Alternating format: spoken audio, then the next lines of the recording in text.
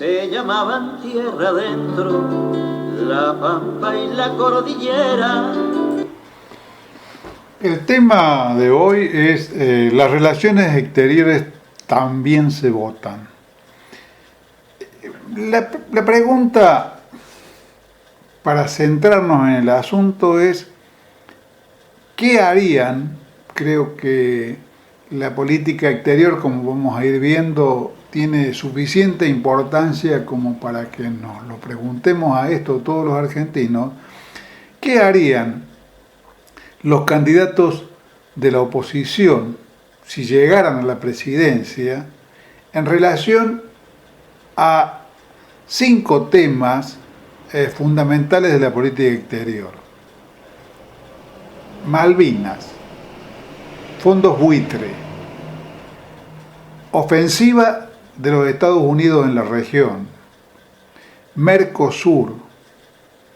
relaciones con Rusia, China, Estados Unidos y la Unión Europea. Creo que son preguntas de temas que posiblemente a una cantidad importante de argentinos les resultan distantes. La diplomacia siempre ha sido, lamentablemente, digamos, ¿no?, un terreno habitualmente privativo de los especialistas, de los que siguen la política, digamos, en forma cotidiana, buscan información, y digamos, mucho más distante que lo que tiene una repercusión sobre la vida cotidiana de las mayorías, mucho más directa y evidente. Esto tiene enormes significados también en ese orden, pero son más sutiles, más indirectos, menos visibles, digamos, para mucha gente, y entonces resulta más fácil transformarlos en materias reservadas de los supuestos especialistas. Eso por un lado. Por otro lado está el hecho, del cual ya hemos hablado varias veces acá, de que existe un evidente escamoteo público de parte de los candidatos de la oposición acerca de qué van a hacer con una serie de estos grandes problemas, porque todos responden a la famosa digamos, sentencia de Menem, que repetimos acá como si fuese una especie de latiguillo, porque es muy significativa de si digo lo que voy a hacer, no me van a votar. Entonces es preferible, digamos, mostrarse rodeado de globitos amarillos que hablar seriamente de estos problemas significativos, e incluso, porque eso algunos compañeros lo han advertido últimamente, incluso tratar de que se olvide, pienso particularmente en el caso de Macri, de los compromisos que asumió en el momento en que se tomaban medidas como la estatización de las AFJP, como la estatización de aerolíneas y de YPF, digamos, en que se iniciaba el conflicto con los buitres, casos en los cuales Macri habló expresamente de pagarle a los buitres, de que él reprivatizaría aerolíneas, de que la restitución al ámbito del Estado de los enormes fondos que manejaban delictuosamente una serie de compañías privadas en la AFJP constituía una especie de confiscación y de pérdida de la famosa seguridad jurídica, porque evidentemente, digamos, esos temas son temas digamos, que tocan una fibra muy sensible del pueblo argentino. El pueblo argentino, pese a todas las calamidades que ha sufrido en las últimas décadas, siempre ha tenido una especie de cariño, por ejemplo, por la empresa de bandera en el terreno del petróleo, digamos, no. Esto obedece simplemente al hecho de que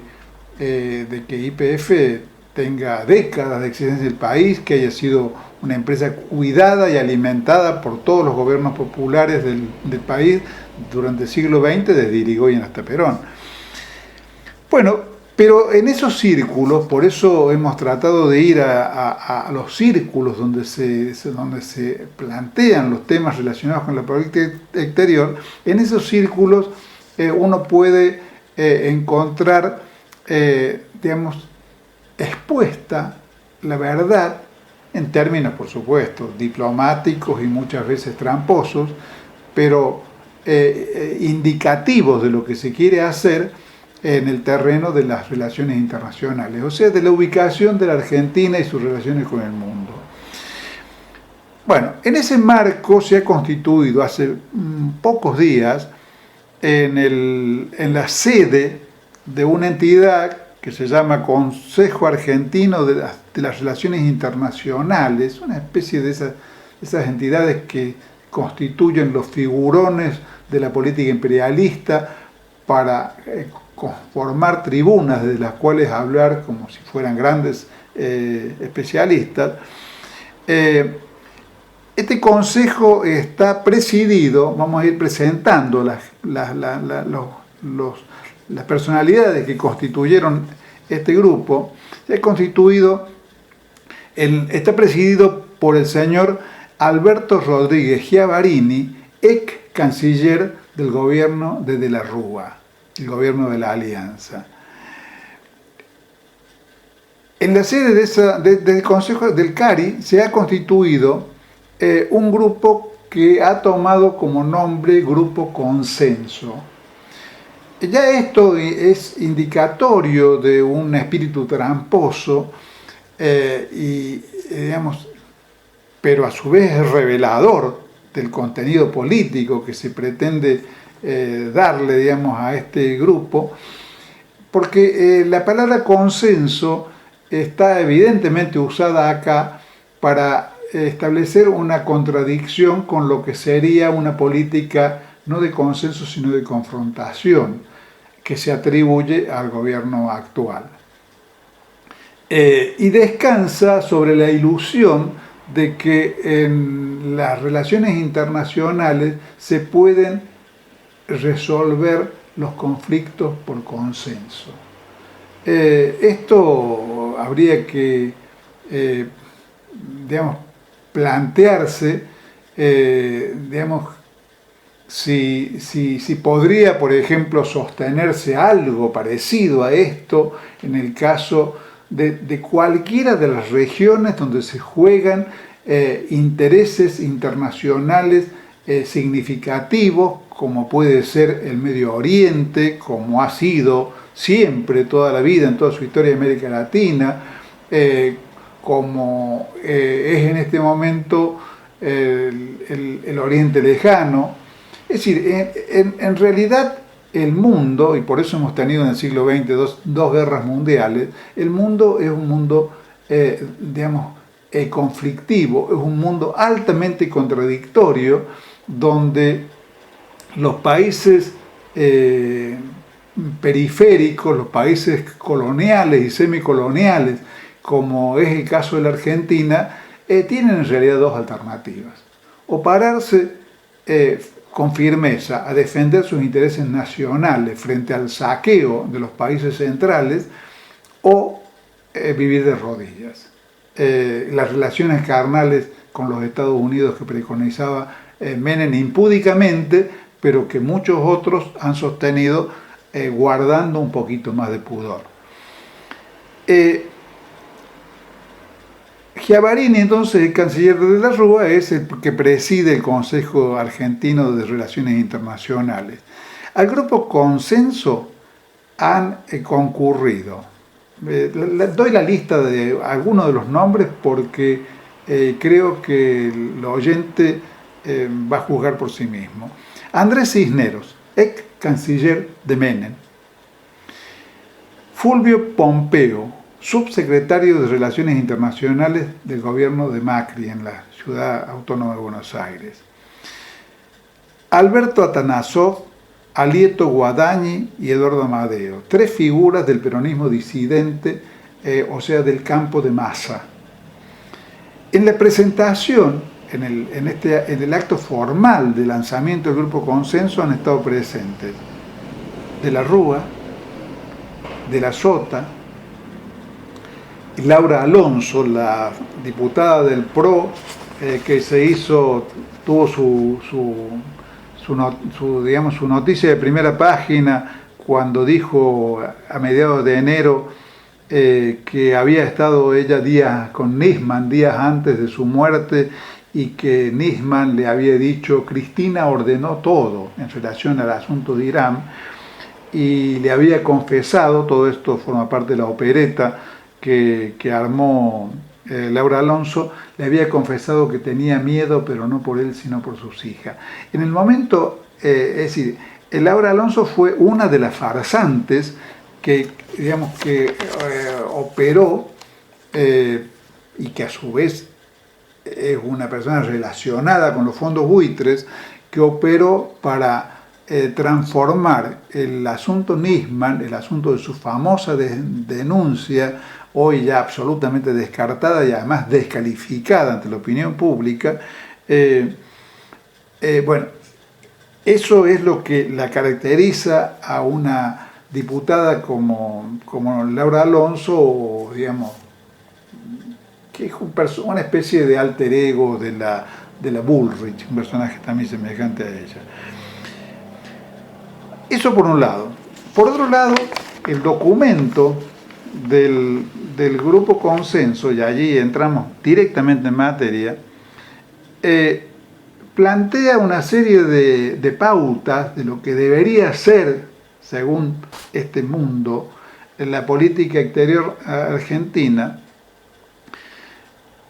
donde lo primero que se hace es el planteo de la necesidad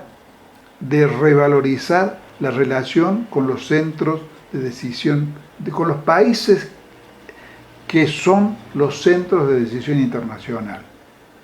Este lenguaje, que es el lenguaje pretendidamente formal y estricto, digamos, ¿no?, de la diplomacia, alude claramente, digamos, a la necesidad de reaproximarse a los Estados Unidos y a Europa y a los centros de decisión internacional de la política que ya conocemos: Estados Unidos, Gran Bretaña, la Unión Europea, Merkel, el Fondo Monetario Internacional y todo lo demás. Eso por un lado. Revalorizar está acá, claro, como un verbo indicativo de que el conjunto de estas fuerzas consideran que esas relaciones han sido descalificadas o desatendidas por el gobierno actual. O en otro punto, define que nuestro rol en el mundo es proveer alimentos y energía. O sea, chau industria. Digamos, seguimos sosteniendo, o estos sectores, mejor dicho, siguen sosteniendo el esquema de un país monoproductor, centrado en la exportación de materias primas, pese a la evidencia de que eso en este momento dejaría fuera del esquema a casi prácticamente la mitad del país.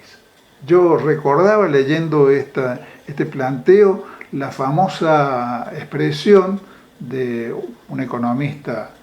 de la misma calaña, de los que sirven el establishment, de otra época, que era el señor de Pablo Pardo, un economista de la Revolución Libertadora del 55, que condenando la obra de la década peronista clásica, decía que debíamos volver a la época en que había un argentino cada 4 vacas. como por esa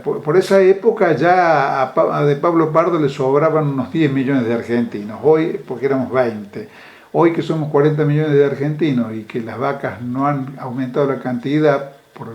el método, digamos,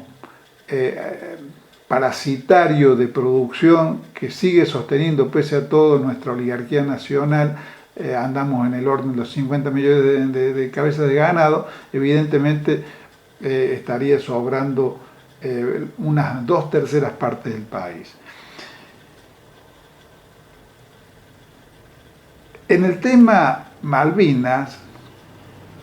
el documento habla de la necesidad de tener un diálogo maduro con Londres. Como la Argentina no ha tenido precisamente en todos estos años una política belicista, y en realidad la política patriótica de este gobierno en relación al tema Malvinas se ha limitado a defender a capa y espada en todos los foros internacionales la soberanía nacional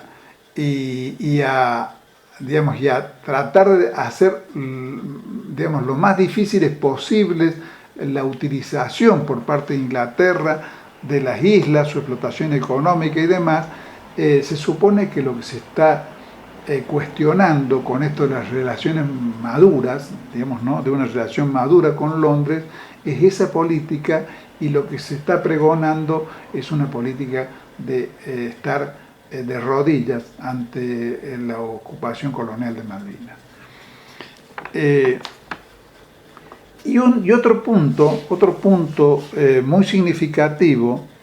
que, digamos, estamos hablando de diplomacia, donde el lenguaje es todo así, habla de la necesidad de una adecuada convergencia entre el Mercosur,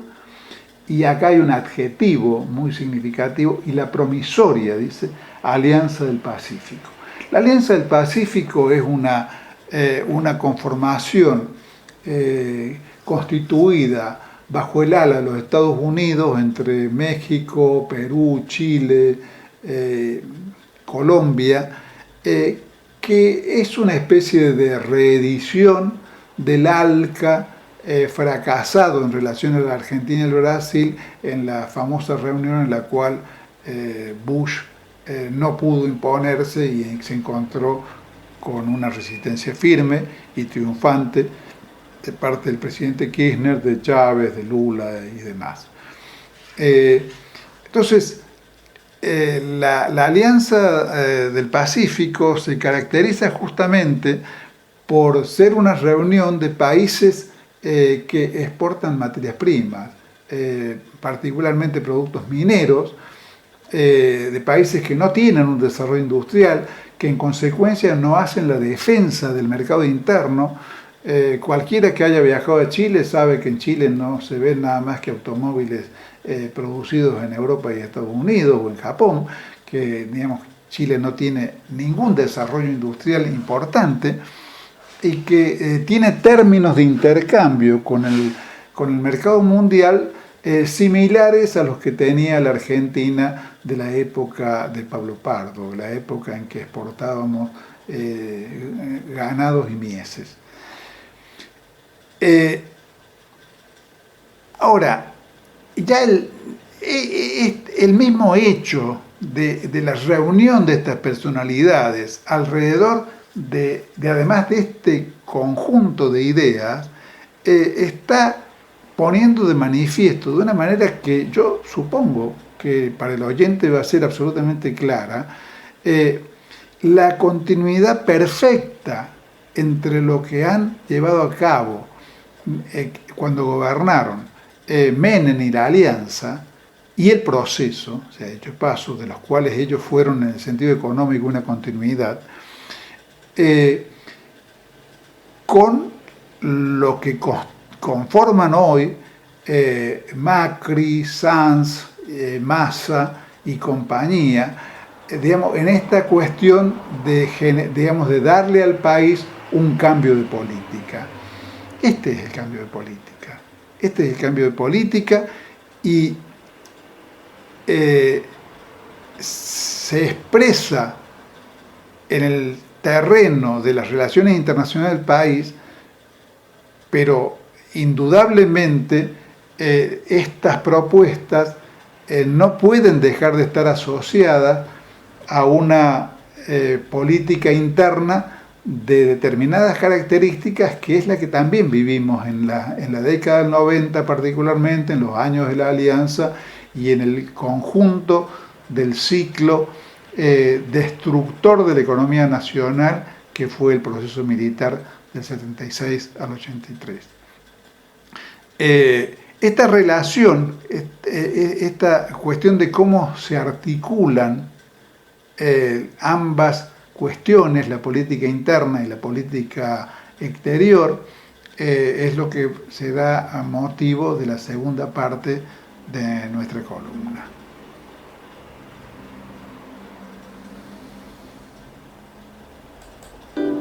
Después fueron campo afuera, porque las palabras pesan, con esas cosas empiezan a vaciarnos la cesera. Bueno, en realidad la pregunta que dejamos planteado se responde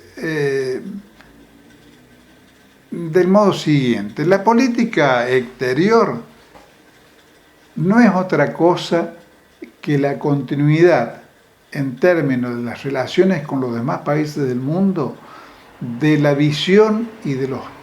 criterios con los cuales se encara la política hacia adentro. Una política que tome en cuenta o que, digamos, tenga como objetivos centrales un desarrollo nacional y una política redistributiva del ingreso, no puede operar de otro modo en sus relaciones con el mundo que, digamos, asumiendo que una política de ese tipo implica una pugna y un conflicto con los países que gobiernan el mundo. Porque los países imperialistas no son un conjunto de países dirigidos simplemente por unos personajes perversos. Son un sistema económico. Son un sistema económico que está sometido a leyes objetivas, de acuerdo a las cuales el proceso de acumulación capitalista mundial y el sostenimiento de ciertos niveles de beneficio que están en decadencia, pero que de todos modos son una construcción histórica y aún conservan mucho de lo que tuvieron, un nivel de beneficios y de estándares de vida de las sociedades centrales, todo eso se sostiene sí o sí sobre la base del saqueo de la riqueza del mundo periférico, colonial, semicolonial, dependiente. Esta noticia de los últimos tiempos acerca de la fuga vergonzosa y escandalosa, mejor dicho, de divisas argentinas a través de la maniobra delictuosa de la HIBC, el banco anglo-asiático, es simplemente un ejemplo de tal cosa, y además es simplemente una de las modalidades a través de las cuales nuestro país en particular, pero además el resto de los países del tercer mundo, de los países periféricos, aporta al proceso de acumulación capitalista en los centros de poder mundial y pierde en algún grado mayor o menor, según el grado de patriotismo del gobierno que está al frente del país, pierde los recursos que necesita para su propio desarrollo y para, digamos, darle a la población del país niveles de existencia dignos, atender todo el sistema de servicios del Estado digamos, y de las inversiones necesarias para el desarrollo nacional, cosa que a su vez tenemos que tener presente que se habla mucho de las inversiones extranjeras, pero al menor análisis, a un somerísimo y superficial análisis, ya salta a la vista que en realidad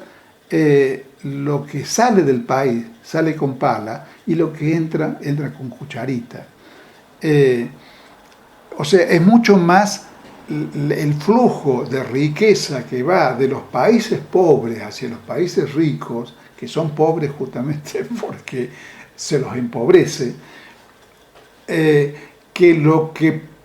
proveniendo de los países ricos, avanzados, se transforma en inversión y puede eventualmente, bajo muy particulares condiciones, ser un elemento coadyuvante al desarrollo nacional. En general, el capital internacional viene para, digamos, cumplir una función de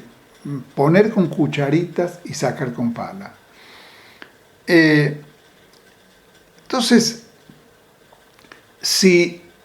por supuesto, si por el contrario los sectores que gobiernan el país son los sectores que representan el interés de las minorías dominantes, que asociadas con el capital extranjero, digamos, renuncian al desarrollo nacional integral, su política internacional va a ser una política de consenso, digamos, ¿no?, con los centros de poder mundial.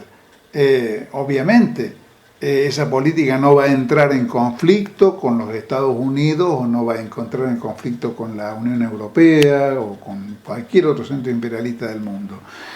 En ese caso,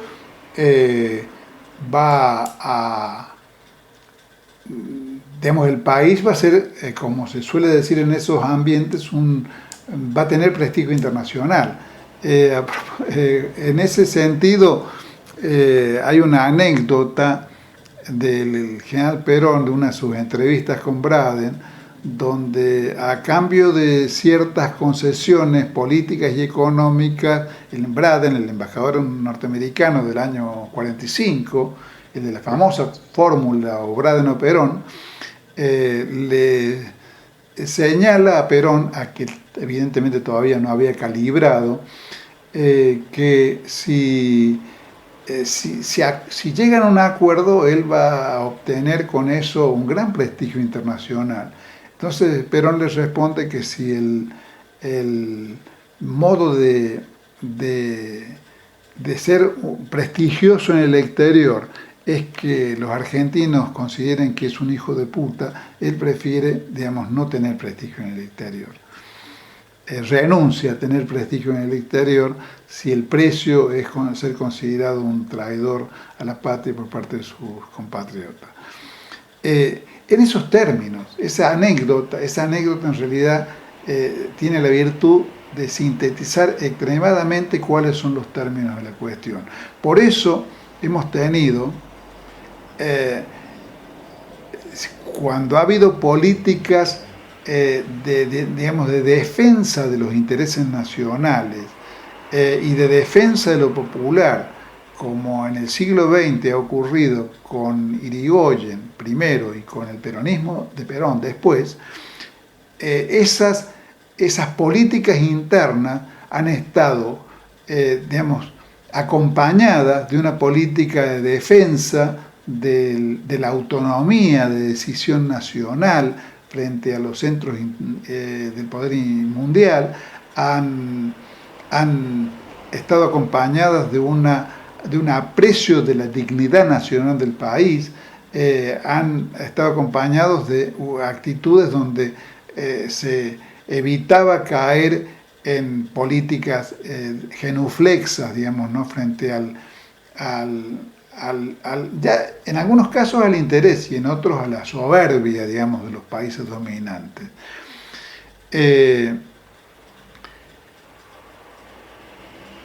Es curioso, o más que curioso, es significativo particularmente señalar que este planteo que se está haciendo en el documento del Grupo Consenso pone en cuestión una orientación que yo diría que más que el fruto de un plan por parte del kirchnerismo, ha sido digamos, la manifestación de a dónde lo conducían necesariamente en el plano de las relaciones internacionales el proyecto que el kirchnerismo quería encarar, digamos, en el seno de la nación, incluyendo, digamos, ¿no?, en esto del seno de la nación,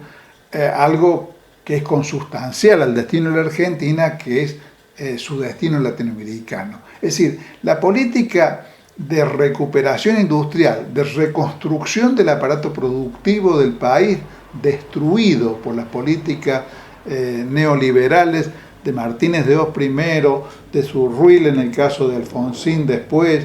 de Cavallo, digamos, tanto en el caso de la Alianza como en el caso del menemismo, se expresaban sin contradicción en el plano de las relaciones internacionales en la famosa fórmula de las relaciones carnales, donde ya sabemos qué parte carnal ponía el país. Y una política como la que, con todos los límites, contradicciones y errores que se puedan señalar, ha llevado adelante en estos 12 años los gobiernos kirchneristas, una política digamos, de defensa de la producción nacional, digamos, tratar que conquiste terreno, digamos, en la economía nacional, la venta de productos con alto valor agregado, digamos, dejar de ser los que dejemos de ser los que venden lana sucia para después comprarle los textiles a Inglaterra, como era en la época clásica y añorada por la oligarquía argentina de los tiempos del centenario, lleva necesariamente a un planteo de cuáles son los socios y amigos que tenemos en el mundo, que nos conduce naturalmente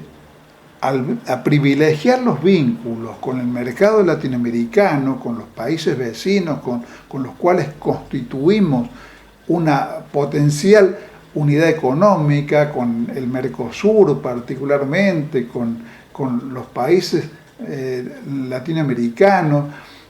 y en la escena internacional con llevar adelante tratados o pactos que son el resultado de políticas de acercamiento con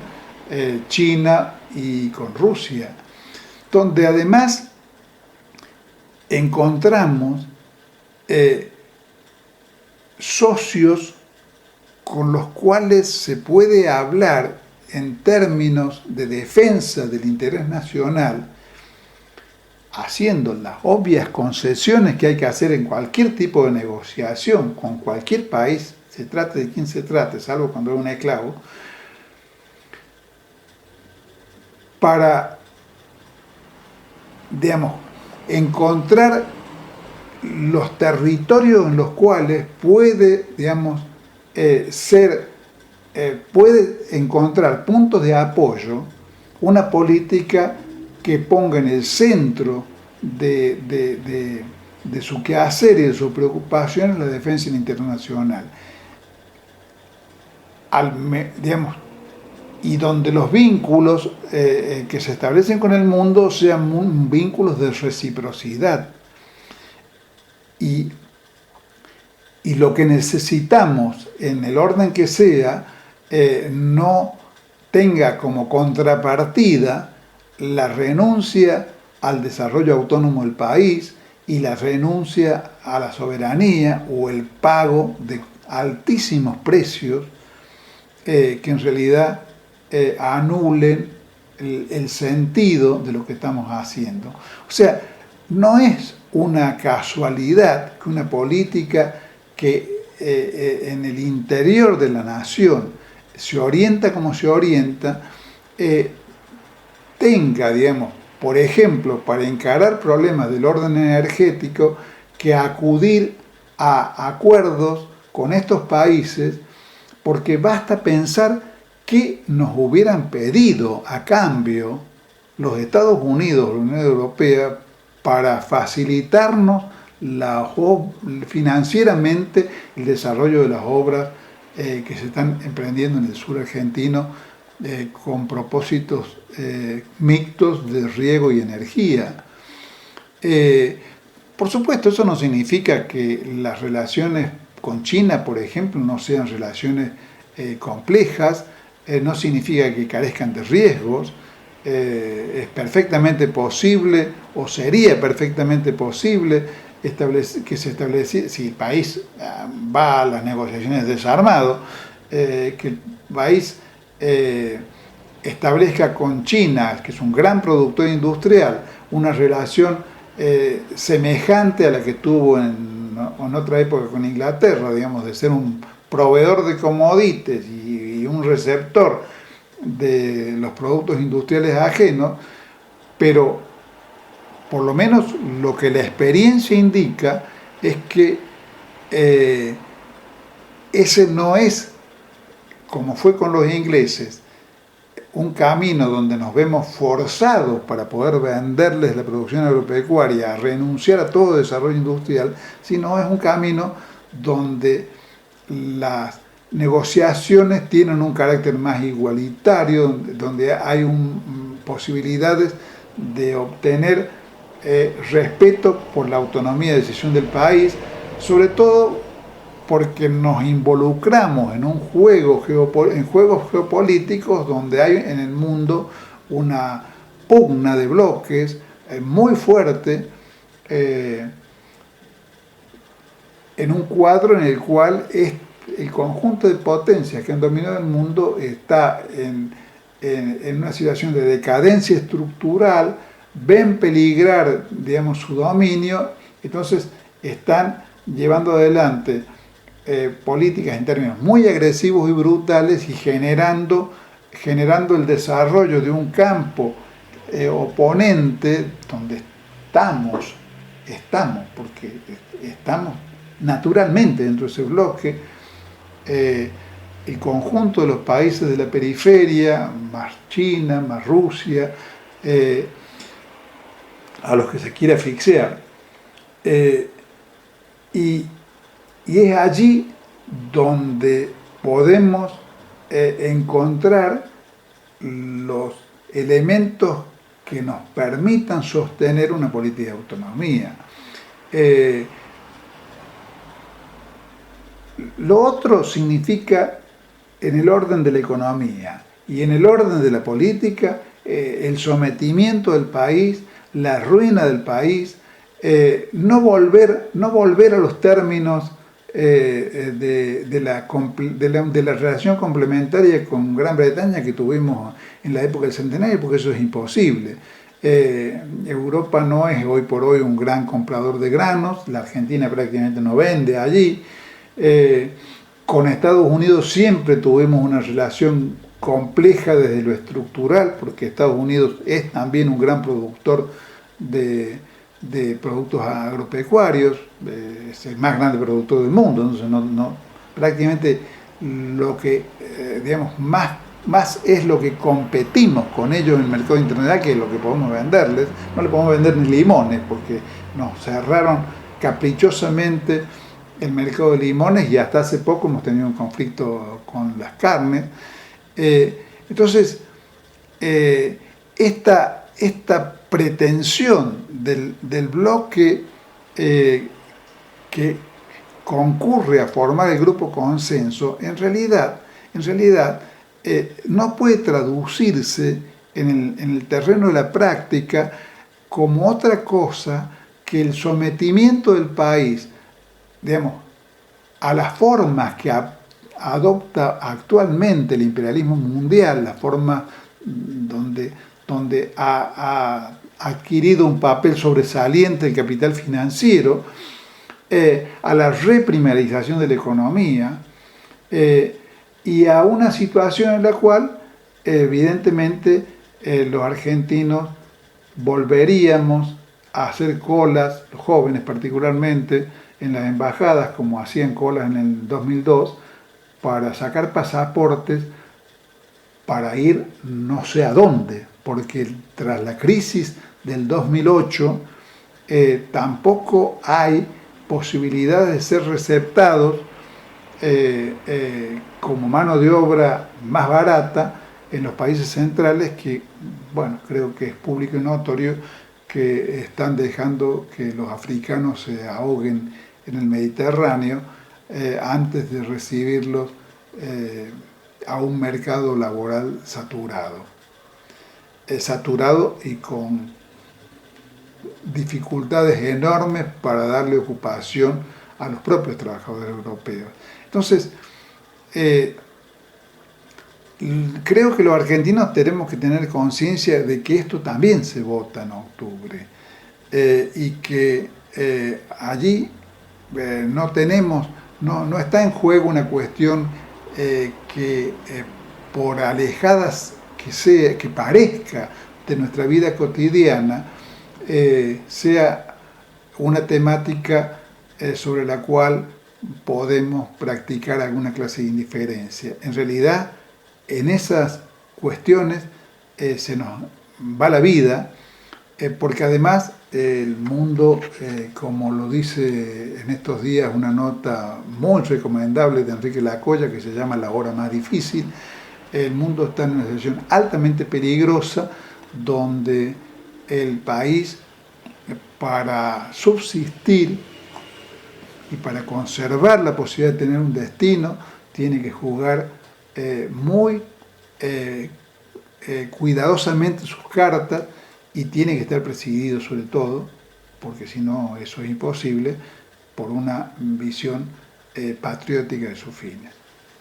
Nada más.